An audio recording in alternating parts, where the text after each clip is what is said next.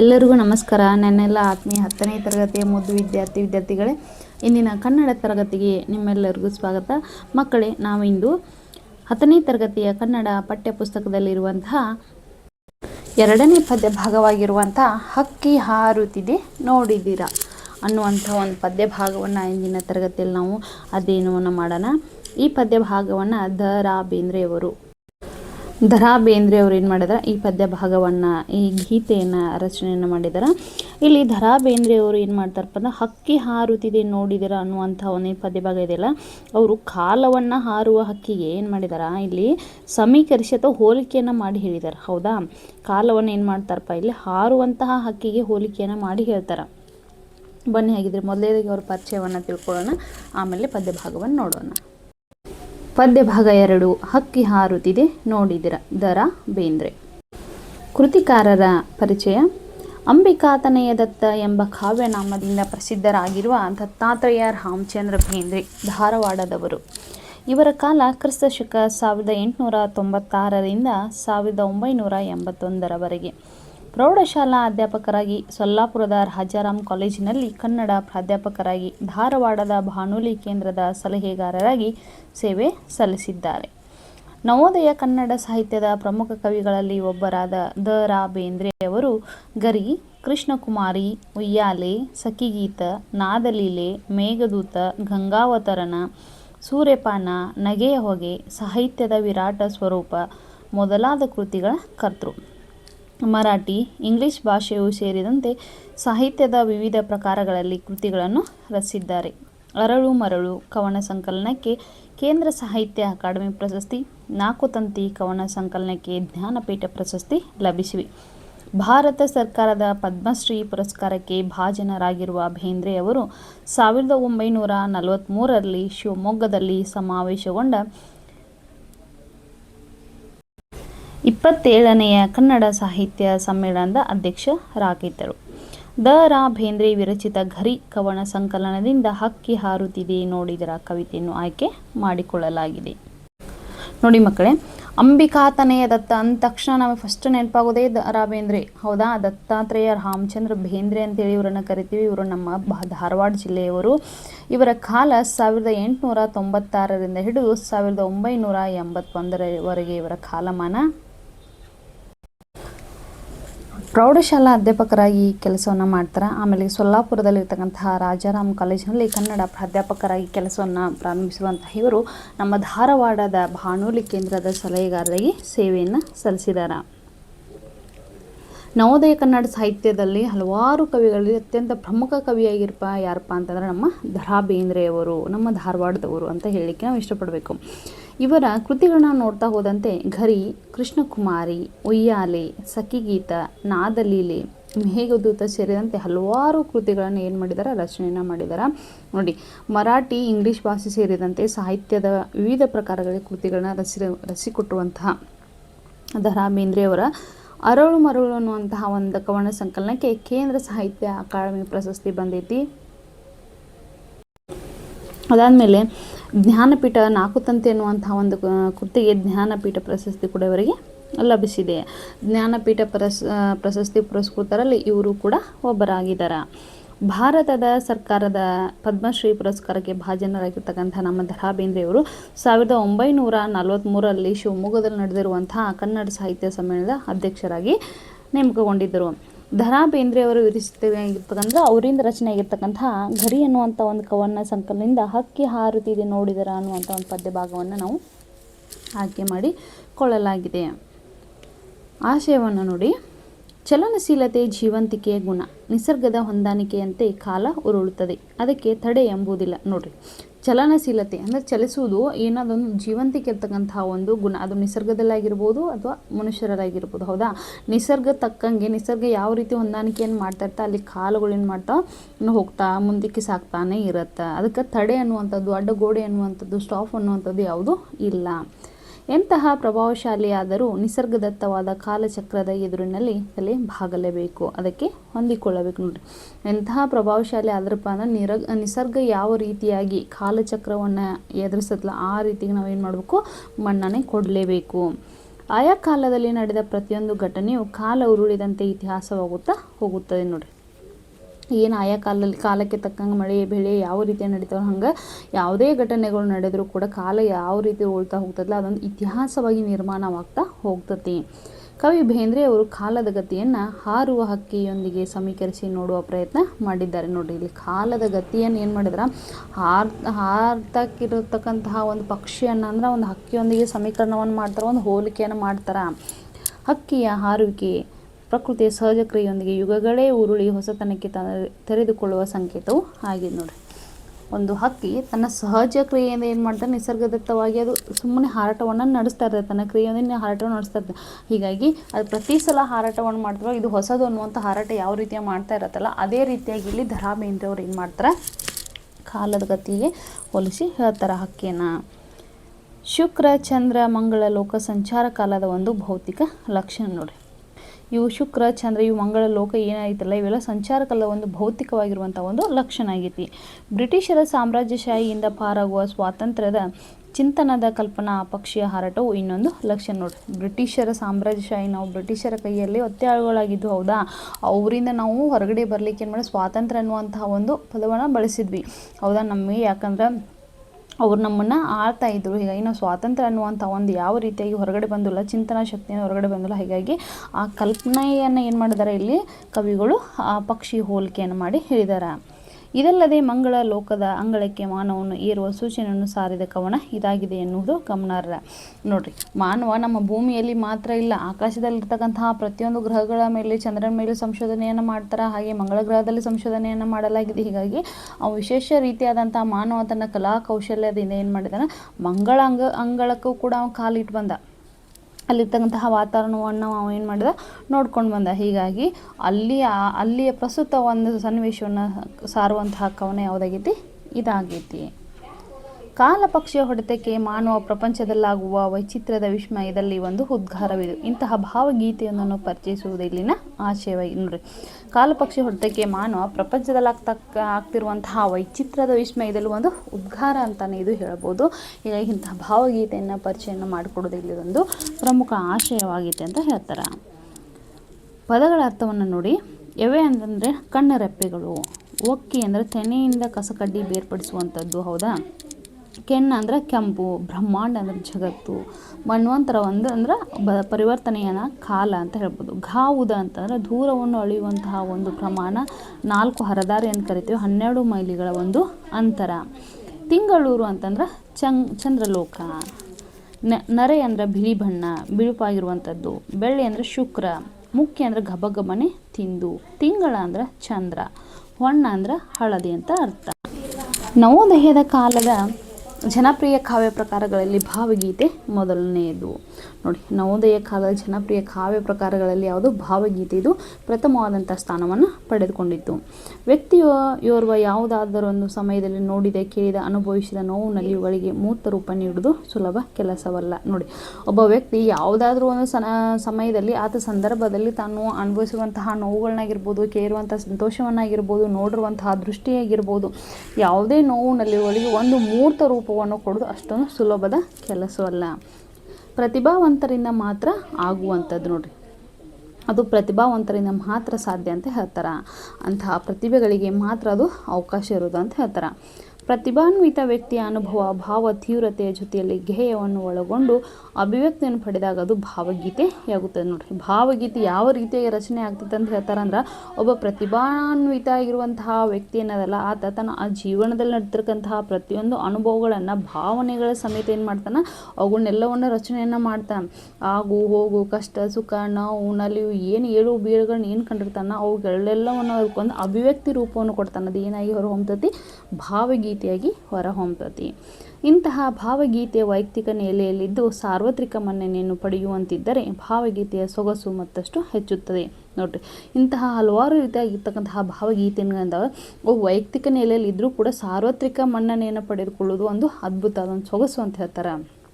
ಭಾವಗೀತೆ ಧ್ವನಿ ಪೂರ್ಣವಾಗಿದ್ದರೆ ಗೀತೆಯ ಸೌಂದರ್ಯಕ್ಕೆ ಮತ್ತಷ್ಟು ಮೆರುಗು ಬರುತ್ತದೆ. ನೋಡಿರಿ, ಭಾವಗೀತೆ ಸಾಲುಗಳಾಗಿರ್ಬೋದು ಅಥವಾ ಧ್ವನಿ ಇದು ಅದ್ಭುತವಾಗಿದ್ದರೆ ಅದೇನಕತಿ ಆ ಗೀತೆಯ ಸೌಂದರ್ಯಕ್ಕೆ ಮತ್ತಷ್ಟು ಕಳೆ ಬರ್ತೈತಿ. ಇಂತಹ ಭಾವಗೀತೆಯೊಂದನ್ನು ಪರಿಚಯಿಸಲಾಗಿದೆ. ನೋಡಿರಿ, ಇಲ್ಲಿ ಏನು ಹೇಳ್ತಾರಪ್ಪ ಅಂದರೆ ಇಂತಹ ಒಂದು ಭಾವಗೀತೆಯನ್ನು ನಾವಿಲ್ಲಿ ಪರಿಚಯಿಸಲಾಗಿದೆ ಅಂತ ಹೇಳ್ತಾರೆ. ನೋಡಿ ಮಕ್ಕಳೇ, ಮೊದಲೇ ಈ ಪದ್ಯವನ್ನು ಓದ್ತೀನಿ. ಇರುಳಳಿದು ದಿನ ದಿನ ಬೆಳಗ್ಗೆ ಸುತ್ತಮುತ್ತಲು ಮೇಲಕ್ಕೆ ಕೆಳಗೆ ಘಾವುದ ಮುಂದೆ ಎವೆ ತೆರೆದಿಕ್ಕುವ ಹೊತ್ತಿನ ಒಳಗೆ ಹಕ್ಕಿ ಹಾರುತ್ತಿದೆ ನೋಡಿದಿರಾ.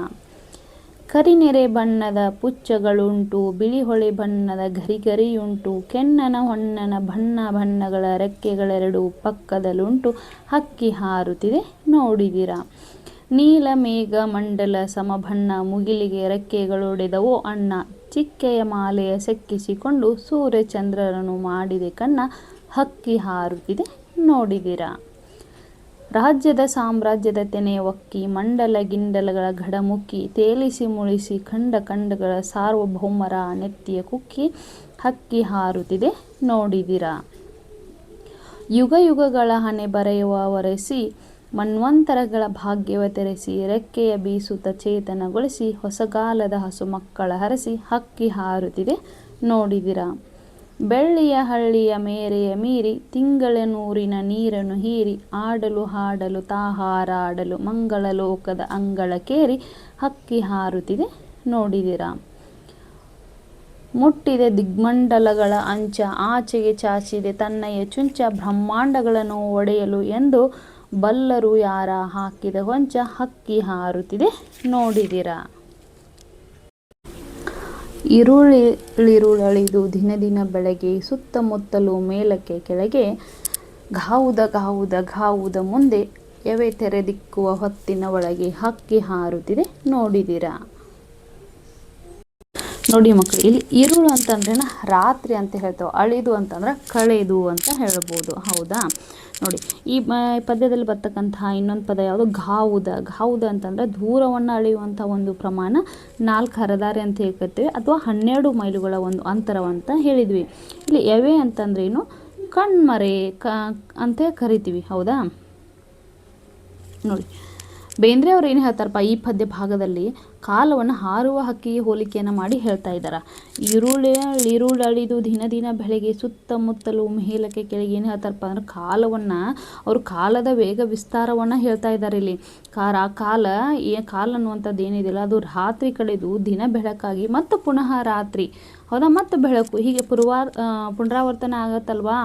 ನೋಡಿ, ರಾತ್ರಿ ಆಗತ್ತಾ, ಆ ರಾತ್ರಿ ಕಳೆದ್ಮೇಲೆ ಬೆಳಕಾಗತ್ತಾ, ಮತ್ತು ಪುನಃ ರಾತ್ರಿ ಆಗತ್ತಾ, ಮತ್ತು ಪುನಃ ಬೆಳಕಾಗತ್ತೆ, ಹೀಗೆ ಪುನರಾವರ್ತನೆ ಆಗ್ತಾ ಇರುತ್ತೆ. ಚಲನಶೀಲತೆ ಇರತಕ್ಕಂಥ ಒಂದು ಗುಣವನ್ನು ಏನಾಗೈತಿ, ಹೊಂದೈತಿ. ಅದ ಹೆಂಗೆ ಯಾವ ರೀತಿಯಪ್ಪ, ಸುತ್ತಮುತ್ತಲು ಮೇಲಕ್ಕೆ ಕೆಳಗೆ ಅಂತಂದ್ರೆ ಮೇಲೆ ಕೆಳಗೆ ಸುತ್ತಮುತ್ತ ಎತ್ತೆತ್ತಲು ನಾವು ಎಲ್ಲ ಕಡೆಯಿಂದಲೂ ಕೂಡ ಏನೈತಿ ತನ್ನ ಕದಂಬ ಭಾವವನ್ನು ಹರಡಿಕೊಂಡು ವಿಶ್ವವ್ಯಾಪಕವಾಗೈತಿ ಅಂತ ಹೇಳ್ತಾರ. ಅದೇ ರೀತಿಯಾಗಿ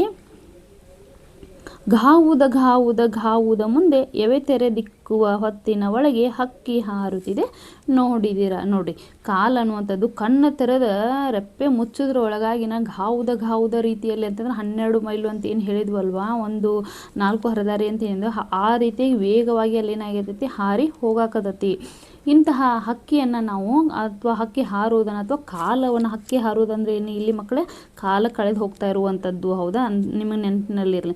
ಇಂತಹ ಹಕ್ಕಿ ಹಾರುವುದನ್ನು ಅಥವಾ ಕಾಲ ಕಳೆದು ಹೋಗ್ತಾ ಇರುವುದನ್ನು ನೀವೇನಾದರೂ ನೋಡಿದಿರನ ಅಂಥೇಳಿ ಏನು ಮಾಡ್ತಾರೆ, ಕಾಲದ ಚಲನಶೀಲ ವಿಸ್ತಾರ ಮತ್ತು ವೇಗ ಗುಣಗಳನ್ನು ಇಲ್ಲಿ ಅವರು ತಿಳಿಸ್ಲಿಕ್ಕೆ ಹೊರಟಿದ್ದಾರೆ. ಯಾರು, ದ.ರಾ ಬೇಂದ್ರೆಯವರು. ನೋಡಿ, ಅವ್ರು ಯಾವ ರೀತಿಯಾಗಿ ಹೇಳ್ತಾರಪ್ಪ ಅಂದ್ರೆ ಕಾಲದ ವೇಗ ವಿಸ್ತಾರವನ್ನು ಏನೈತಲ್ಲ, ವೇಗ ಅಥವಾ ವಿಸ್ತಾರವನ್ನು ಹೇಳಲಿಕ್ಕೆ ಅವ್ರು ಹೊರಟಿದ್ದಾರೆ. ಹೌದಾ, 1ನೇ ಪದ್ಯದಲ್ಲಿ ಏನು ಹೇಳ್ತಾರಪ್ಪ ಅಂದ್ರೆ ಅವರು ಒಟ್ಟಾರೆ ಕಾಲವನ್ನು ಹಾರುವ ಹಕ್ಕಿಗೆ ಹೋಲಿಕೆಯನ್ನು ಮಾಡಿ ಆಮೇಲೆ ಕಾಲದ ವೇಗ ಮತ್ತು ವಿಸ್ತಾರವನ್ನು ಹೇಳಿದ್ದಾರೆ. ನೋಡಿ ಮಕ್ಕಳು, 2ನೇ ಪದ್ಯ.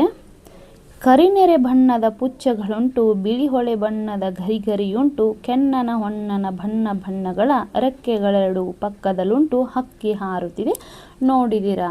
ನೋಡ್ರಿ, ನರೆ ಅಂತಂದ್ರೇನು, ಬಿಳಿ ಬಣ್ಣ ಅಂತೇಳಿ ನಾವು ಕರಿತೀವಿ. ಕೆನ್ನ ಅಂತಂದ್ರೆ ಕೆಂಪಾಗಿರುವಂಥದ್ದು, ಹೊನ್ನ ಅಂದರೆ ಹಳದಿ, ಕೆನ್ನ ಅಂದರೆ ಏನಿಲ್ಲಿ ಕೆಂಪು ಬಣ್ಣವನ್ನು ಸೂಚಿಸುತ್ತೆ. ಹೊನ್ನ ಅಂದರೆ ಹಳದಿ ಇರುವಂಥದ್ದು ಅನ್ನೋದು ಸೂಚನೆಯನ್ನು ಕೊಡುತ್ತೆ. ನೋಡಿ, ಕರಿನೆರೆ ಬಣ್ಣದ ಪುಚ್ಚಗಳುಂಟು, ಬಿಳಿ ಹೊಳೆ ಬಣ್ಣದ ಗರಿ ಉಂಟು. ನೋಡಿ, ಒಟ್ಟಾರೆಯಾಗಿ ಬೇಂದ್ರೆಯವರು ಈ ಪದ್ಯ ಭಾಗದಲ್ಲಿ ಏನಂತ ಕಾಲದ ಗುರುತುಗಳನ್ನ ಹೋಲಿಕೆಯನ್ನು ಮಾಡ್ತಾರೆ. ಮೊದಲೇ ಪದ್ಯ ಭಾಗದಲ್ಲಿ ಕಾಲವನ್ನು ಹಾರುವ ಹಕ್ಕಿ ಹೋಲ್ತಾರೆ, ಇಲ್ಲಿ ಕಾಲವನ್ನು ಕಾಲದ ಗುರುತನ್ನು ಹೋಲಿಕೆಯನ್ನು ಮಾಡಿ ಇಲ್ಲಿ ಹೇಳ್ತಾರೆ. ಹಕ್ಕಿ ಹಿಂದಿರ್ತಕ್ಕಂತಹ ಪುಚ್ಚ ಇರುತ್ತಲ್ವಾ, ನಾವು ಹಕ್ಕಿಗಳನ್ನ ಪಕ್ಷಿಗಳು ನೋಡೋ ರೆಕ್ಕೆ ಪುಚ್ಚಗಳು ಅಂತ ಇರ್ತಾವೆ, ಹೌದಾ, ನೋಡಿದಿರಲ್ವಾ.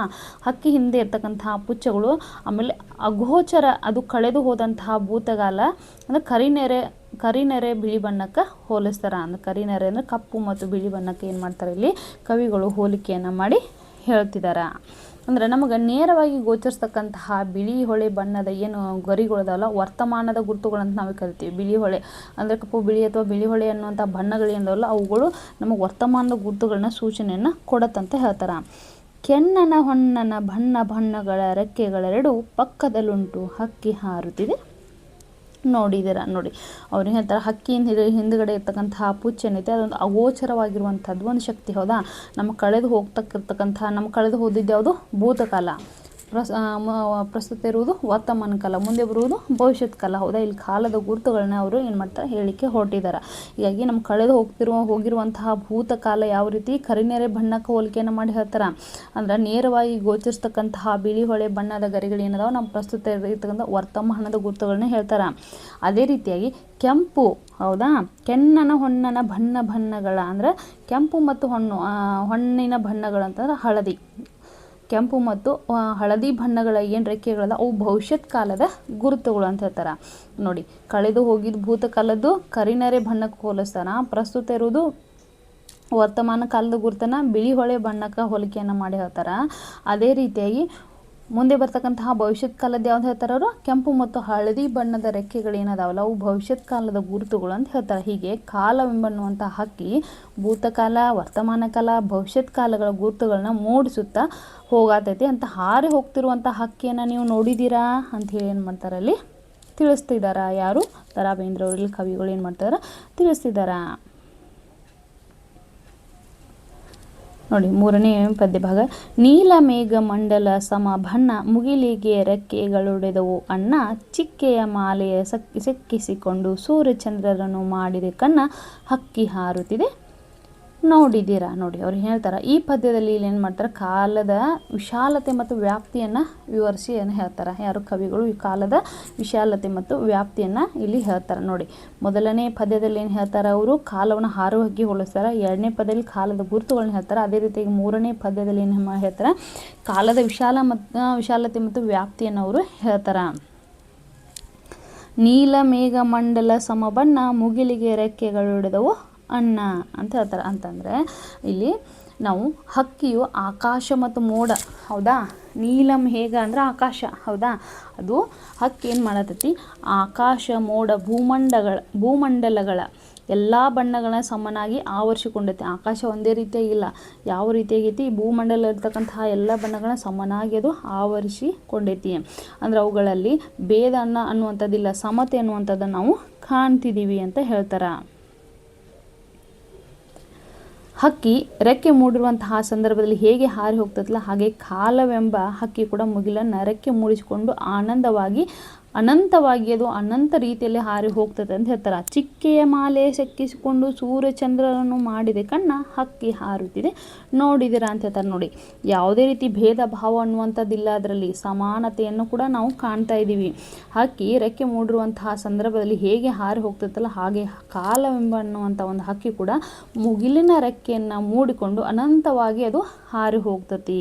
ಅಂದ್ರೆ ಚಿಕ್ಕೆಗಳು ಅಂತಂದ್ರೆ ಇಲ್ಲಿ ನಕ್ಷತ್ರ ಅಂತೇಳಿ ನಾವು ಕರಿತೀವಿ, ಹೌದಾ. ಆ ನಕ್ಷತ್ರಗಳ ಮಾಲೆಗಳನ್ನು ತನ್ನ ಕೊರಳಿಗೆ ಸಿಕ್ಕಿಸ್ಕೊಂಡಂತಹ ಏನು ಕಾಲವೆಂಬನ್ನುವಂತಹ ಹಕ್ಕಿ ಏನೈತೆ ಮುಗಿಲನ್ನು ಯಾವ ರೀತಿ ಚಿಕ್ಕಿಗಳ ಮಾಲೆ ಅಂದರೆ ನಕ್ಷತ್ರಗಳ ಮಾಲೆಗಳನ್ನ ಕೊರಳಿಗೆ ಸಿಕ್ಕಿಸ್ಕೊಂಡು ಕೊರಳಿಗೆ ಹಾಕ್ಕೊಂಡು ಸೂರ್ಯಚಂದ್ರನ ಕಣ್ಣುಗಳನ್ನಾಗಿ ಮಾಡ್ತದೆ, ಮಾಡಿದೆ ಕಣ್ಣ, ಹೌದಾ.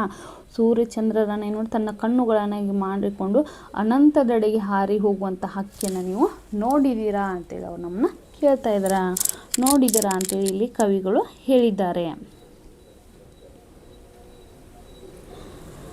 ರಾಜ್ಯದ ಸಾಮ್ರಾಜ್ಯದ ತೆನೆ ಒಕ್ಕಿ ಮಂಡಲ ಗಿಂಡಲಗಳ ಗಡಮುಕ್ಕಿ ತೇಲಿಸಿ ಮುಳುಗಿಸಿ ಖಂಡ ಖಂಡಗಳ ಸಾರ್ವಭೌಮರ ನೆತ್ತಿಯ ಕುಕ್ಕಿ ಹಕ್ಕಿ ಹಾರುತ್ತಿದೆ ನೋಡಿದಿರಾ. ನೋಡಿ ಇಲ್ಲೇನು ಹೇಳ್ತಾರಪ್ಪ ಅಂದ್ರೆ ಈ ಪದ್ಯ ಭಾಗದಲ್ಲಿ ಕವಿಗಳು ಸಾರ್ವಭೌಮತ್ವವನ್ನು ವಿವರಣೆಯನ್ನು ಮಾಡಿ ಹೇಳ್ತಾರೆ. ಹೌದಾ, ಹೀಗಾಗಿ ನೋಡಿ ಒಕ್ಕಿ ಅಂತಂದರೆ ತೆನೆಯಿಂದ ಬೇರ್ಪಡಿಸತಕ್ಕಂತಹ ಕಸ ಕಡ್ಡಿ ಅಂತ ಅಂದರೆ ಅದರಿಂದ ಬೇರ್ಪಡಿಸುವಂಥದ್ದು. ಗಡ ಅಂದರೆ ಸಣ್ಣ ಕೋಟೆ ಅಂತ ಹೇಳಿ ಕರಿತೀವಿ. ಮುಖ್ಯ ಅಂದರೆ ಗಬಗಬನೆ ತಿನ್ನುವಂಥದ್ದು. ಹೌದಾ, ಅದೇ ರೀತಿಯಾಗಿ ಕವಿಗಳು ಈ 4ನೇ ಪದ್ಯ ಭಾಗದಲ್ಲಿ ಏನು ಹೇಳ್ತಾರೆ, ಇಲ್ಲಿ ಕಾಲದ ಸಾರ್ವಭೌಮತ್ವವನ್ನು ವಿವರಣೆಯನ್ನು ಮಾಡಿ ಹೇಳ್ತಾ ಇದ್ದಾರೆ. ನೋಡಿ ಯಾವ ರೀತಿಯಾಗಿ ರಾಜ್ಯದ ಸಾಮ್ರಾಜ್ಯದ ತೆನೆ ಒಕ್ಕಿ ಮಂಡಲ ಗಿಂಡಲಗಳ ಗಡ ಮುಕ್ಕಿ ಅಂದರೆ ರಾಜ್ಯ ಸಾಮ್ರಾಜ್ಯಗಳನ್ನ ವೈಭವದಿಂದ ಮೆರೆಯುವಂಥ ಮಾಡಿದ್ದು ಯಾವುದು, ಇದೇ ಕಾಲ. ಹೌದಾ, ಹಾಗೆ ನಮ್ಗೆ ಅವುಗಳ ನಡುವೆ ತೆನೆಯಲ್ಲಿರ್ತಕ್ಕಂತಹ ಕಾಳುಗಳನ್ನ ನಾವು ಯಾವ ರೀತಿಯಾಗಿ ಬೇರ್ಪಡಿಸ್ತೀವಲ್ಲ, ಕಾಳುಗಳನ್ನ ನಾವು ಸಪ್ರೇಟ್ ಹೆಂಗೆ ಮಾಡ್ತೀವಲ್ಲ ಅದೇ ರೀತಿಯಾಗಿ ಬೇರ್ಪಡಿಸುವಂತ ಮಾಡಿದ್ದು ಯಾವುದು, ಇದೇ ಕಾಲ. ನೋಡಿ ರಾಜ್ಯ ಸಾಮ್ರಾಜ್ಯಗಳನ್ನ ಮೆರೆಯುವಂತ ಮಾಡಿದ್ದು ಇದೇ ಕಾಲ. ಮತ್ತು ತೆನೆಯಲ್ಲಿರ್ತಕ್ಕಂತಹ ಕಾಳುಗಳನ್ನ ಹೇಗೆ ನಾವು ಬೇರ್ಪಡಿಸ್ತೀವಲ್ಲ ಅದೇ ರೀತಿಯಾಗಿ ಅವುಗಳನ್ನ ಬೇರ್ಪಡೆ ಮಾಡಿರುವಂಥ ಅವುಗಳ ನಡುವೆ ಇರ್ತಕ್ಕಂಥ ಬೇರ್ಪಡಿಸುವ ಸಪ್ರೇಟಾಗಿ ಮಾಡಿದ್ದು ಕೂಡ ಇದೇ ಕಾಲ. ಹಾಗಾಗಿ ಕಾಲ ಸಾರ್ವಭೌಮತ್ವವನ್ನು ಹೊಂದಿತ್ತು ಅಂತೇಳಿ ಹೇಳ್ತಾರೆ. ತೇಲಿಸಿ ಮುಳುಗಿಸಿ ಖಂಡ ಖಂಡಗಳ ಸಾರ್ವಭೌಮರ ನೆತ್ತಿಯ ಕುಕ್ಕಿ ಹಕ್ಕಿ ಹಾರುತ್ತಿದೆ ನೋಡಿದಾರ. ನೋಡಿ ಅವರು ಕಾಲದ ಸಾರ್ವಭೌಮತ್ವವನ್ನು ಏನು ಮಾಡ್ತಾ ಇದ್ದಾರೆ, ಇಲ್ಲಿ ಹೇಳ್ತಾ ಇದ್ದಾರೆ. ಯಾವ ರೀತಿಯಾಗಿ ಅಂದರೆ ರಾಜ ಮಹಾರಾಜರ ಸಣ್ಣ ಆಗಿರ್ತಕ್ಕಂತಹ ಕೋಟೆ ಕೊತ್ತಲುಗಳನ್ನು ಗಬಗಬಕ್ಕನ ನಾಶ ಮಾಡಿದ್ದು ಇದ ಕಾಲ. ಮುಖ್ಯ ಅಂತಂದರೆ ಇಲ್ಲಿ ಗಬಗಬಕ್ಕನ ತಿಂದು ಬಿಡೋದು. ಹೌದಾ, ಈಗ ಅಂತಹ ರಾಜ ಮಹಾರಾಜರು ಏನು ಮಾಡಿರ್ತಾರೆ, ದೊಡ್ಡ ದೊಡ್ಡ ಕೋಟೆ ಕೊತ್ತಲುಗಳನ್ನು ಕಟ್ಟಿರ್ತಾರೆ. ಸಣ್ಣದಾಗಿರ್ತಂಥ ಕೋಟೆ ಕತ್ತಲನ್ನು ಕಟ್ಟಿರ್ತಾರೆ. ದೊಡ್ಡದಾಗಿರುವಂತಹ ಕೋಟೆ ಕತ್ತಲನ್ನ ಅವರವರ ಪ್ರದೇಶಗಳಿಗೆ ಅನುಸಾರವಾಗಿ ಏನು ಮಾಡ್ತಾರೆ ಕಟ್ಟಿರುವಂತಹ ಏನು ಕೋಟೆ ಕೊತ್ತಲು ಗಬಕ್ಕನ್ನು ನಾಶ ಮಾಡಿದ್ದು ಕೂಡ ಗಬಕ್ಕನ್ನು ಮುಕ್ಕಿರುವುದು ಯಾವುದು, ಇದ ಕಾಲ ಅಂತ ಹೇಳ್ತಾರೆ. ವಿಶ್ವದಲ್ಲಿರ್ತಕ್ಕಂತಹ ಎಲ್ಲ ಭಾಗಗಳನ್ನ ಒಂದು ಸಲ ವೈಭವದಂತೆ ಮೆರೆಯುವಂತ ಮಾಡಿದ್ದು ಕೂಡ ವೈಭವಂತೆ ಮೆರೆಯುವಂತ ಮಾಡಿರುವಂತಹ ವಿಶ್ವದ ಎಲ್ಲವನ್ನು ಒಂದೇ ಸಲ ಮುಳುಗುವಂತ ಮಾಡಿದ್ದು ಕೂಡ ಇದೇ ಕಾಲ ಅಂತ ಹೇಳ್ತಾರೆ. ಹಾಗೆ ಸಾರ್ವಭೌಮರೆಂದು ಮೆರೆದವರ ನೆತ್ತಿಯ ಮೇಲೆ ಕುಕ್ಕಿ ಕೆಳಗೆ ಬೀಳಿಸಿ ಮತ್ತು ಹೊಸಕಾಗಿ ಹಕ್ಕಿ ಹಾರಿ ಹೋಗಿದೆ ನೋಡಿದ್ದೀರಾ ಅಂತ ನೋಡಿ ಎಷ್ಟು ಅದ್ಭುತವಾಗಿ ಹೇಳ್ತಾರಪ್ಪ ಇಲ್ಲಿ ಕವಿಗಳು ಅಂತಂದ್ರೆ. ವಿಶ್ವದಲ್ಲಿರ್ತಕ್ಕಂತಹ ಎಲ್ಲ ಭಾಗಗಳನ್ನ ಒಂದೇ ಸಲ ವೈಭವವನ್ನು ಮೆರೆಯುವಂತ ಮಾಡಿದೆ ಯಾವುದು, ಇದೇ ಕಾಲ. ಮೆರೆಯುವಂತ ಮಾಡಿರುವಂತಹ ಕಾಲ ಮತ್ತೇನು ಮಾಡ್ತಾರೆ, ಮತ್ತೊಂದು ಸಲ ಮುಳುಗುವಂತೆ ಅವ್ರನ್ನ ಮಾಡಿಬಿಡ್ತೈತಿ. ಎಷ್ಟೋ ಜನರು ನಾವು ಸಾರ್ವಭೌಮತ್ವವನ್ನು ಪಡ್ಕೊಂಡೇವೆ ಅಂತ ಅಂದ್ಕೊಂಡು ಅವ್ರು ಏನು ಮಾಡಿದ್ರೆ ನೆತ್ತಿಯ ಮೇಲೆ ಕುಕ್ಕಿ ಅವ್ರನ್ನೇನು ಮಾಡಿ ಕೆಳಗೆ ದಪ್ಪನ ಅಂತ ಅವ್ರನ್ನ ಬೀಳಿಸಿಬಿಡ್ತೈತಿ, ಹೊಸಕ್ಕೆ ಹಾಕಿಬಿಡ್ತೈತಿ. ಹೊಸಕ್ಕೆ ಹಾಕಿ ಮತ್ತೇನು ಮಾಡ್ತೈತಿ, ಹಕ್ಕಿ ಹಾರಿ ಹೋಗುವಂಥದ್ದನ್ನು ನೀವು ನೋಡಿದ್ದೀರಾ ಅಂತೇಳಿ ಇಲ್ಲಿ ಕವಿಗಳು ಹೇಳ್ತಾ ಇದ್ದಾರೆ. ಯುಗ ಯುಗಗಳ ಹಣೆ ಬರವ ಒರೆಸಿ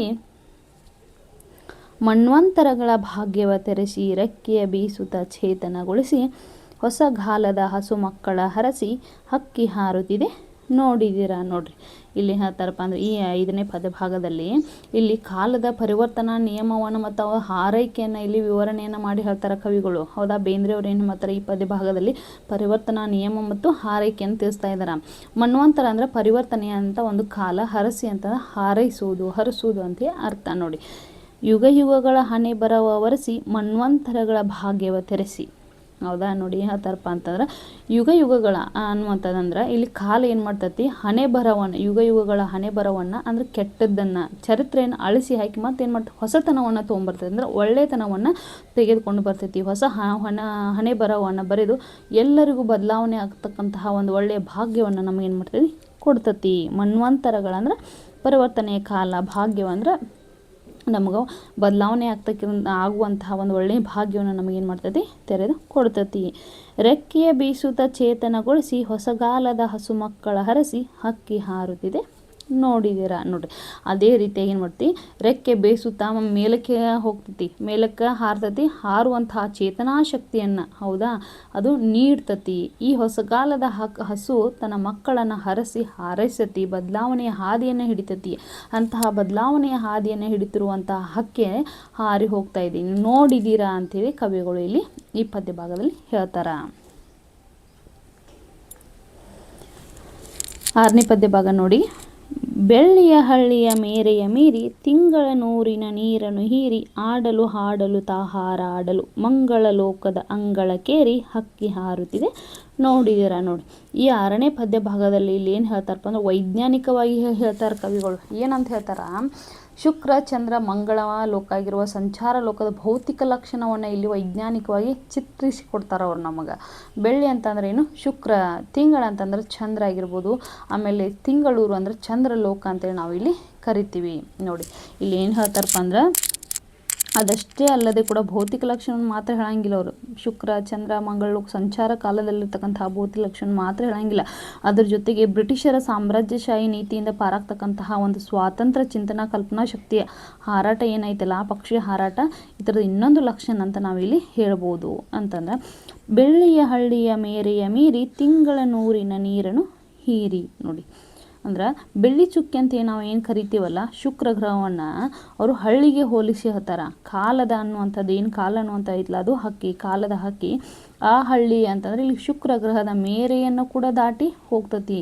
ತಿಂಗಳೂರು ಅಂತಂದ್ರೆ ಇಲ್ಲಿ ಚಂದ್ರಲೋಕ. ಈ ಚಂದ್ರಲೋಕಕ್ಕೆ ಹಕ್ಕಿ ಏನು ಮಾಡ್ತೈತಿ, ಇಲ್ಲಿ ಮಾನವ ಭೌತಿಕವಾಗಿ ಕಾಲಿಟ್ಟು, ಹೌದಾ, ಅಲ್ಲಿ ಮಾನವ ರೂಪದ ಕಾಲ ಅಂತಲೇ ನಾವು ಕರಿತೀವಿ. ಭೌತಿಕವಾಗಿ ಮಾನವ ಅಲ್ಲಿಟ್ಟರೆ ರೂಪದ ಕಾಲ ಅಂತ ಕರಿತೀವಿ.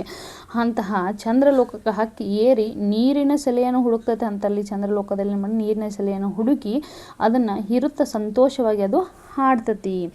ಆಡಲು ತಾ ಹಾರಾಡಲು ಮಂಗಳ ಲೋಕದ ಅಂಗಳಕ್ಕೇರಿ ಹಕ್ಕಿ ಹಾರುತ್ತಿದೆ ನೋಡಿದಿರಾ ಅಂತ ಹೇಳ್ತಾರೆ ಕವಿಗಳು. ನೋಡಿ ಹಂಗಂತಂದ್ರೆ ಏನಪ್ಪ ಅಂತಂದ್ರೆ ಇಲ್ಲಿ ಅದನ್ನು ಹೀರುತ್ತ ಸಂತೋಷವಾಗಿ ಹಾಡ್ತತಿ. ಚಂದ್ರಲೋಕಕ್ಕೆ ಇಲ್ಲಿ ಮಾನವ ಏನು ಕಾಲಿಟ್ಟಲ್ಲ ಭೌತಿಕವಾಗಿ, ಅಲ್ಲಿಯೇ ಅದೇ ರೀತಿಯಾಗಿ ಕಾಲ ಅನ್ನುವಂಥದ್ದು ಏನು ಹಕ್ಕಿ ಇತ್ತಲ್ಲ, ಕಾಲದ ಹಕ್ಕಿ ಅದನ್ನು ಏರಿ ನೀರಿನ ಸೆಲೆಯನ್ನು ಅಲ್ಲಿ ಹುಡುಕ್ತತಿ. ಅದನ್ನು ಹುಡುಕಿದ ತಕ್ಷಣ ಸಂತೋಷವಾಗಿ ಹೀರ್ಲಿಕ್ಕೆ ಖುಷಿಯನ್ನು ಪಡ್ತತಿ, ಆಡ್ತತಿ ಅದ್ರ ಜೊತೆ. ಅದೇ ರೀತಿಯಾಗಿ ಮುಂದೆ ಹಾರಾಡುತ್ತಾ ಹೋಗಿ ಮಂಗಳ ಲೋಕದ ಅಂದ್ರೆ ಮಂಗಳ ಗ್ರಹದ ಅಂಗಳಕ್ಕೇರಿ ಹೋದ್. ಮಂಗಳ ಗ್ರಹದಲ್ಲಿ ಕೂಡ ಮಾನವ ಕಾಲಿಟ್ಟ, ಹೌದಾ, ಅಲ್ಲಿ ವಾತಾವರಣ ನಾವು ತಿಳಿದುಕೊಂಡ.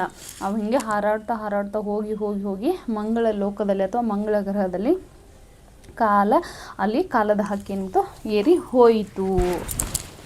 ಹೀಗೆ ವೈಜ್ಞಾನಿಕ ರೆಕ್ಕೆಗಳನ್ನೇನು ಹೊಂದಿದಂತಹ ಈ ಹಕ್ಕಿ ಏನೈತಲ್ಲ, ಅಂಥ ಹಕ್ಕಿಯನ್ನು ಹಾರುತ್ತಿರುವುದನ್ನು ನೀವು ನೋಡಿದಿರಾ ಅಂತ ಹೇಳ್ತಾರೆ. ನೋಡಿರಿ ಇಲ್ಲಿ ಕವಿಗಳೇನು ಪರೋಕ್ಷವಾಗಿ ಏನು ಹೇಳಿಕೊಟ್ಟಿದ್ದಾರೆ ಅಂದ್ರೆ, ನಮ್ಮ ಭಾರತೀಯರು ಚಂದ್ರ ಗ್ರಹದ ಮೇಲೆ, ಶುಕ್ರ ಗ್ರಹದ ಮೇಲೆ, ಆಮೇಲೆ ಮಂಗಳನ ಅಂಗಳಕ್ಕೆ ಹೋಗಿ ಸಂಶೋಧನೆಯನ್ನು ಮಾಡುವಂತಹ ಗುರಿಯನ್ನು ಪರೋಕ್ಷವಾಗಿ ಅಭಿವ್ಯಕ್ತವನ್ನು ಪಡಿಸಿದ್ದಾರೆ. ಹೌದಾ, ಅಲ್ಲೆಲ್ಲ ಹೋಗಿ ಬಂದಾರ ಅವರು. ಹೀಗಾಗಿ ಅವರು ವೈಜ್ಞಾನಿಕ ದೃಷ್ಟಿಕೋನದಲ್ಲಿ ಏನು ಮಾಡ್ತಾರೆ ಕವಿಗಳು, ಇಲ್ಲಿ ಹಕ್ಕಿ ಹಾರುವುದನ್ನು ನೀವು ನೋಡಿದಿರಾ, ಕಾಲದ ಹಕ್ಕಿ. ಅದು ಕೇವಲ ಭೂಮಿ ಮೇಲೆ ಮಾತ್ರ ಇಲ್ಲ, ಆಕಾಶದಲ್ಲೂ ಕೂಡ ಕಾಲಿಟ್ಟು ಶುಕ್ರ ಗ್ರಹದಲ್ಲಿ, ಮಂಗಳದಲ್ಲಿ, ಚಂದ್ರನಲ್ಲಿ ಕೂಡ ಕಾಲಿಟ್ಟು ಅಲ್ಲಿ ಸಂಶೋಧನೆಯನ್ನು ಮಾಡೋಕ್ಕಾಯಿತು. ಹೀಗಾಗಿ ಮಂಗಳನ ಅಂಗಳಕ್ಕೂ ಕೂಡ ಹೋಗಿ, ಶುಕ್ರನ ಅಂಗಳಕ್ಕೂ ಹೋಗಿ, ಚಂದ್ರನ ಅಂಗಳಕ್ಕೂ ಹೋಗಿ ಸಂಶೋಧನೆ ಮಾಡುವಂತಹ ಗುರಿನ ಪರೋಕ್ಷವಾಗಿ ಈ ಪದ್ಯದ ಮುಖಾಂತರ ಇಲ್ಲಿ ಕವಿಗಳು ವ್ಯಕ್ತವನ್ನು ಪಡಿಸ್ತಾರ. ನೋಡಿ 7ನೇ ಪದ್ಯ ಭಾಗದಲ್ಲಿ ಏನು ಹೇಳ್ತಾರಪ್ಪ ಅಂದ್ರೆ, ಬನ್ನಿ ಮುಂದೆ ನೋಡೋಣ.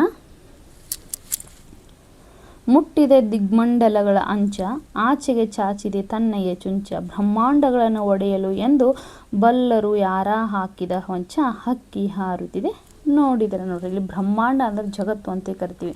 ದಿಗ್ಮಂಡಲ ಅಂದ್ರೆ ದಶ ದಿಕ್ಕುಗಳ ತುದಿ ಅಂತ ಕರಿತೀವಿ, ಅಥವಾ ದಿಶಾವಲಯ ಅಂತ ನಾವು ಕೂಡ ಕರಿತೀವಿ. ಚುಂಚ ಅಂದ್ರೆ ಒಂದು ಕೊಕ್ಕು ಅಂತ ನಾವು ಕರಿತೀವಿ. ಈ ಪದ್ಯ ಭಾಗದಲ್ಲಿ ಕೊನೆಯ ಪದ್ಯ ಭಾಗದ ಕವಿಗಳು ಇಲ್ಲಿ ಏನು ಹೇಳ್ತಾರಪ್ಪ ಅಂದ್ರೆ, ಕಾಲವೆಂಬಂಥ ಏನು ಹಕ್ಕಿ ಇತ್ತಲ್ಲ, ತನ್ನ ಭಾವದಿಂದ ಜಗತ್ತಿನ ರಹಸ್ಯವನ್ನು ಭೇದಿಸುವಂಥ ಒಂದು ತಂತ್ರವನ್ನು ಇಲ್ಲಿ ವಿಶ್ಲೇಷಣೆಯನ್ನು ಮಾಡ್ತಾರೆ ಅವರು. ಯಾರೋ ಕವಿಗಳು ಜಗತ್ತಿನಲ್ಲಿರ್ತಕ್ಕಂತಹ ರಹಸ್ಯವನ್ನು ಭೇದನೆ ಮಾಡುವಂತಹ ಒಂದು ತಂತ್ರ ಯಾವುದನ್ನು ಈ ಪದ್ಯದ ಮುಖಾಂತರ ಹೇಳ್ತಾರೆ ನೋಡಿ. ಮುಟ್ಟಿದೆ ದಿಗ್ಮಂಡಲಗಳ ಅಂಚ, ಆಚೆಗೆ ಚಾಚಿದೆ ತನ್ನೆಯ ಚುಂಚ ಅಂತಂದ್ರೆ, ಕಾಲವೆಂಬಂಥ ಹಕ್ಕಿ ಏನೈತಿ ದಿಶಾವಲಯ ಅಂದ್ರೆ ದಶ ದಿಕ್ಕುಗಳ ತುದಿಗೆ ತುದಿಗೆ ಹೋಗಿ ಮುಟ್ಟಿಬಿಟ್ಟೈತಿ. ಅದ ದಶ ದಿಕ್ಕುಗಳ ಆಚೆಗೆ ತನ್ನ ಕೊಕ್ಕನ್ನು ಕೂಡ ಏನು ಮಾಡೈತಿ ಅಲ್ಲಿ ಚಾಚೈತಿ. ಬ್ರಹ್ಮಾಂಡಗಳನ್ನು ಒಡೆಯಲು ಎಂದು ಬಲ್ಲರು ಯಾರ ಹಾಕಿದ ಹೊಂಚ, ಹಕ್ಕಿ ಹಾರುತ್ತಿದೆ ನೋಡಿದಿರಾ. ನೋಡಿ ಒಟ್ಟಾರೆ ಏನು ಹೇಳ್ತದಪ್ಪ ಅಂತಂದ್ರದು, ಏನು ದಿಶಾವಲಯ ಅಂದ್ರೆ ದಶ ದಿಕ್ಕುಗಳ ಮುಖಾಂತರ ಅದರ ಆಚೆ ಕೂಡ ತನ್ನ ಕೊಕ್ಕನ್ನು ಏನು ಚಾಚಿದೆ ಅಲ್ಲ, ಅದು ಕಾಲ ಎಂಬುವಂಥ ಹಕ್ಕಿ, ಕಾಲದ ಹಕ್ಕಿ ಜಗತ್ತಿನ ಮೂಲವನ್ನು ಒಡೆಯಲು ಅಂದ್ರೆ ಹುಡುಕ್ಲಿಕ್ಕೆ ಅಥವಾ ಅದರ ರಹಸ್ಯವನ್ನು ಭೇದಿಸಲಿಕ್ಕೆ ಹೊಂಚ ಹಾಕೈತಿ. ಏನು ಬಲ್ಲಾರ ಅದನ್ನು ಬಲ್ಲವ್ರು ಯಾರು, ಪ್ರಪಂಚದ ವಿಸ್ಮಯವನ್ನು ಭೇದಿಸಲು ಕಾಲವೆಂಬಂಥ ಹಕ್ಕಿ ಹಾರುತ್ತಿದೆ ನೋಡಿದಿರಾ ಅಂತ ಹೇಳ್ತಾರೆ. ನಮ್ಮ ಹಿಂದಿನ ಹಿರಿಯರು ಬ್ರಹ್ಮಾಂಡ ರಹಸ್ಯವನ್ನು ಬಲ್ಲವರಾಗಿದ್ದರು. ಉದಾಹರಣೆಗೆ ಋಷಿ ಮುನಿಗಳು ಅಂತ ಹೇಳ್ಬೋದು. ಅವರು ಹಿಂದಿನ ಕಾಲದಲ್ಲಿ ಎಂದೋ ಅಧ್ಯಾತ್ಮದವರೇನೋ ಅದರ ಮೂಲವನ್ನು ಹುಡುಕಿದ್ದಾರೆ ಅಂತ ಇಲ್ಲಿ ಪರೋಕ್ಷವಾಗಿ ಅಭಿವ್ಯಕ್ತಿ ಪಡಿಸ್ತಾರೆ. ಯಾರು ದ ರಾ ಬೇಂದ್ರೆ ಅವರು. ಹೌದಾ, ಹಿಂದಿನ ಕಾಲ ಇರ್ತಕ್ಕಂಥ ಹಿರಿಯರು ಬ್ರಹ್ಮಾಂಡ ರಹಸ್ಯವನ್ನು ಭೇದಿಸಿದರು. ಉದಾಹರಣೆಗೆ ಋಷಿಮುನಿಗಳು ಅಂತ ಹೇಳಿದ್ರು. ಅವರಿಗೆ ಕುಳಿತಲ್ಲಿ ಅವರು ತಪೋಶಕ್ತಿಯಿಂದ ಅವರು ಎಲ್ಲವನ್ನ ಇದೇ ರೀತಿಯಾಗಿ ಅಂತ ಹೇಳ್ತಾ ಇದ್ರು. ಅಷ್ಟೊಂದು ಋಷಿಮುನಿಗಳೇ ಏನಿತ್ತು, ಒಂದು ಪವರ್ ಇತ್ತು ಅಂತಾನೆ ಹೇಳ್ಬೋದು. ಅವರ ಏಕಾಗ್ರತೆ, ಚಿಂತನಾಶಕ್ತಿ ಆ ರೀತಿಯಾಗಿತ್ತು. ಹೀಗಾಗಿ ಅವರು ಎಂದೂ ಕೂಡ ಅಧ್ಯಾತ್ಮದಿಂದ ಏನು ಮಾಡಿದ, ಅದರ ಮೂಲವನ್ನು ಹುಡುಕೊಂಡಾರ. ಹೀಗಾಗಿ ಇದೇನು ನಮ್ಮ ಜಗತ್ತನ್ನು ಭೇದಿಸುವಂತಹ ತಂತ್ರ ಏನೈತಲ್ಲ, ಅದು ಯಾವ ರೀತಿಯಾಗಿ ದಿಕ್ಕುಗಳ ಮುಖಾಂತರ ಕಾಲವೆಂಬುವಂಥ ಹಕ್ಕಿ ಏನು ಮಾಡೈತಿ, ಪ್ರಪಂಚದ ವಿಸ್ಮಯವನ್ನು ಭೇದಿಸಲಿಕ್ಕೆ ಹೊರಟೈತಿ. ಆ ಭೇದಿಸಲು ಕಾಲವೆಂಬ ಹಕ್ಕಿ ಹಾರ್ತಾ ಇದೆ, ನೀವು ನೋಡಿದ್ದೀರಾ ಅಂತ ಕವಿಗಳು ಈ ಪದ್ಯ ಭಾಗದಲ್ಲಿ ಹೇಳ್ತಾರೆ.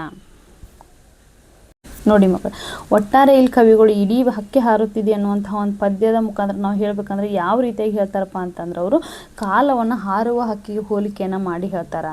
ಪಕ್ಷಿಯನ್ನು ಕಾಲವೆಂಬ ಅಂತ ಏನು ಪಕ್ಷಿ ಐತಲ್ಲ ಅಥವಾ ಕಾಲವೆಂಬ ಅಂತ ಏನು ಹಕ್ಕಿ ಐತಲ್ಲ, ಕಣ್ಣು ಮುಚ್ಚಿ ತೆರೆದ್ರೊಳಗಾಗಿ ಗಾವುದ ದೂರ ಏನಾಗ್ತೈತಿ, ವೇಗವಾಗಿ ಚಲಿಸಿಬಿಟ್ಟಿರ್ತೈತಿ, ಹಾರ್ತಾ ಇರ್ತೈತಿ.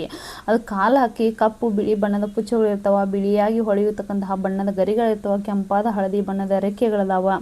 ಅದೇ ರೀತಿಯಾಗಿ ಮುಗಿಲಿಗೆ ರೆಕ್ಕೆ ಬಂದಂತೆ ನಕ್ಷತ್ರಗಳನ್ನ ಮಾಲೆಯನ್ನಾಗಿ ಮಾಡಿಕೊಂಡು ಸೂರ್ಯ ಚಂದ್ರರನ್ನ ಕಣ್ಣುಗಳನ್ನಾಗಿ ಮಾಡಿಕೊಂಡು ಹಾರಾತೈತಿ. ಹಲವಾರು ಸಾಮ್ರಾಜ್ಯಗಳನ್ನು ತೇಲಿಸಿ ಮುಳುಗಿ ಸಾಮ್ರಾಟರಂತೆ ಮೆರೆದಂತಹ ಏನು ಸಾರ್ವಭೌಮರ ನೆತ್ತಿಯನ್ನು ಕೂಡ ಅದು ಕುಕ್ಕಿ ಬಿಟ್ಟದಿ ಕಾಲವೆಂಬಂತಹ ಹಕ್ಕಿ.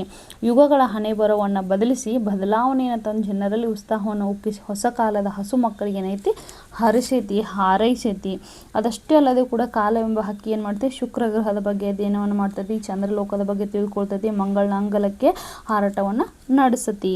ಆಮೇಲೆ ತನ್ನ ಕೊಕ್ಕನ್ನು ಹಕ್ಕಿ ಏನು ಮಾಡ್ತೈತಿ, ದಿಗ್ಮಂಡಲಗಳ ಆಚೆ ಚಾಚಿ ಬ್ರಹ್ಮಾಂಡದ ರಹಸ್ಯವನ್ನು ತಿಳಿಯಲಿಕ್ಕೆ ಹೊರಟೈತಿ ಅಂತಾನೆ ಹೇಳ್ಬೋದು. ನೋಡಿ, ಈ 7 ಪದ್ಯಗಳ ಮುಖಾಂತರ ಇಲ್ಲಿ ಏನು ಹೇಳ್ತಾರೆ, ಒಟ್ಟಾರೆ ಕವಿಗಳು ಹೇಳಿದ್ನಲ್ವಾ, ಒಟ್ಟಾರೆ ಅವರು ಇಲ್ಲಿ ಹಾರು ಹಕ್ಕಿಗೆ ಸಮೀಕರಣವನ್ನು ಹೇಳ್ತಾರೆ. ಕಣ್ಣು ಮುಚ್ಕೊಂಡು ಗಾವುದ ದೂರ ಹೋಗ್ತೈತೆ ಅಂತ ಹೇಳ್ತಾರೆ. 3ನೇ ಪದ್ಯ ಭಾಗ ನಾವು ಅವು ಪಕ್ಷಿ ಏನೈತೆ ಅಥವಾ ಹಕ್ಕಿ ಏನೈತೆ, ಕಪ್ಪು ಬಿಳಿ ಬಣ್ಣದ ಪುಚ್ಚಗಳಾಗಿರ್ಬೋದು, ಹೊಳ್ತಕ್ಕಂತಹ ಬಣ್ಣದ ಗರಿಗಳಾಗಿರ್ಬೋದು, ಕೆಂಪಾಗಿರ್ಬೋದು ಅಥವಾ ಹಳದಿ ಬಣ್ಣದ ರೆಕ್ಕೆಗಳಿಂದ ಅದೇನು ಮಾಡತೈತಿ, ಕಾಲೆಂಬ ಪಕ್ಷಿ ಹಾರಾತೈತಿ ಅಂತ ಹೇಳ್ತಾರೆ. 4ನೇ ಪದ್ಯ ಭಾಗದಲ್ಲಿ ಅವ್ರು ಮುಗಿಲಿಗೆ ರೆಕ್ಕೆ ಬಂದಂತೆ ನಕ್ಷತ್ರಗಳ ಮಾಲೆಯನ್ನು ಮಾಡಿಕೊಂಡು ಸೂರ್ಯಚಂದ್ರನ ಕಣ್ಣುಗಳನ್ನು ಮಾಡ್ಕೊಂಡು ಅಂತ ಹೇಳ್ತೈತಿ. ಹಲವಾರು ಸಾಮ್ರಾಜ್ಯಗಳನ್ನ ತೇಲಿಸಿ ಮುಳುಗಿಸಿ ಸಾರ್ವಭೌಮರ ಅಂತ ಮೆರೆದಿರುವಂತಹ ಸಾಮ್ರಾಟರನ್ನು ಏನು ಮಾಡ್ತೈತಿ, ಅವರ ನೆತ್ತಿಯನ್ನು ಕುಕ್ಕೈತೆ ಅಂತ ಹೇಳ್ತೈತಿ. ಅದೇ ರೀತಿಯಾಗಿ ಯುಗಗಳ ಹಣೆಬರನ್ನು ಬರೆದಿರುವಂತಹ ಬದಲಿಸಿ ಪರಿವರ್ತನೆಯ ಒಂದು ಕಾಲವನ್ನು, ಮನ್ವಂತರದ ಕಾಲವನ್ನು ಜನರಲ್ಲಿ ತಂದು ಹೊಸ ಉತ್ಸಾಹದ ಒಂದು ಏನು ಹಸು ಮಕ್ಕಳಿಗೆ ಕಾಲವನ್ನು ಹಾರೈಸತಿ. ಮಾನವ ಶುಕ್ರ ಗ್ರಹದ ಬಗ್ಗೆ, ಚಂದ್ರನ ಬಗ್ಗೆ, ಮಂಗಳ ಲೋಕದಲ್ಲಿ ಕೂಡ ಅವ ಅಧ್ಯಯನವನ್ನೇ ಆ ಲೋಕಕ್ಕೆ ಕಾಲಿಟ್ಟು ಹಾರಾಟವನ್ನು ನಡೆಸ್ತಾನ ಅಂತ ಹೇಳ್ತೈತಿ. ಅದೇ ರೀತಿಯಾಗಿ ಹಕ್ಕಿ, ಕಾಲವೆಂಬ ಹಕ್ಕಿ ತನ್ನ ಕೊಕ್ಕನ್ನು ದಿಗ್ಮಂಡಲಗಳ ಆಚೆ ಚಾಚಿ ಇಡೀ ಜಗತ್ತಿನ ರಹಸ್ಯವನ್ನು ಭೇದಿಸಲಿಕ್ಕೆ ಹೊರಟೈತಿ ಅಂತ ಕವಿಗಳು ಈ ಪದ್ಯ ಮುಖಾಂತರ ತಿಳಿಸ್ತಾರ. ನೋಡಿ ಮಕ್ಕಳೇ, ಇಂದಿನ ಪದ್ಯ ಭಾಗವನ್ನು ನಾವು ನೋಡಿದ್ವಿ. ಎಲ್ಲರಿಗೂ 10ನೇ ತರಗತಿಯ ದ ರಾ ಬೇಂದ್ರೆಯವರ ವ್ಯಕ್ತಿತ್ವ ಆಗಿರ್ತಕ್ಕಂಥ ಹಕ್ಕಿ ಹಾರುತ್ತಿದೆ ನೋಡಿದಿರಾ ಅನ್ನುವಂಥ ಒಂದು ಪದ್ಯ ಭಾಗ ನಿಮ್ಮೆಲ್ಲರಿಗೂ ಅರ್ಥವಾಗಿದೆ ಅಂತೇಳಿ ನಾನು ಭಾವಿಸ್ತೀನಿ. ಮುಂದಿನ ತರಗತಿಯಲ್ಲಿ ಒಂದು ಅದ್ಭುತವಾಗಿರ್ತಕ್ಕಂತಹ ಒಂದು ಪಾಠದೊಂದಿಗೆ ನಿಮ್ಮನ್ನು ಭೇಟಿ ಆಗ್ತೀನಿ. ಅಲ್ಲಿವರೆಗೂ ಎಲ್ಲರಿಗೂ ನಮಸ್ಕಾರ.